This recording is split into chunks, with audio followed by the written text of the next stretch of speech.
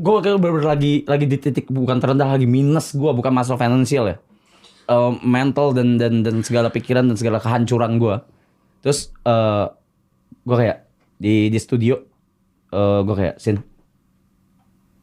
pimpin gue doa yuk. Serius.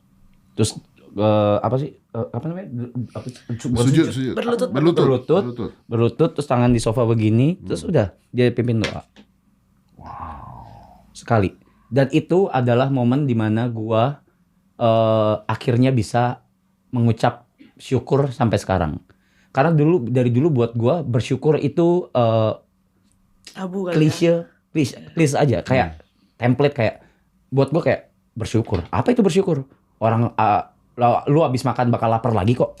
Buat apa lu bersyukur? Jadi akhirnya lu percaya Tuhan?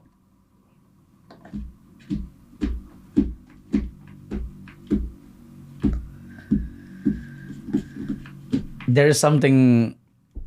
Mungkin kita nggak nyebutnya Tuhan, tapi maksudnya a bigger being.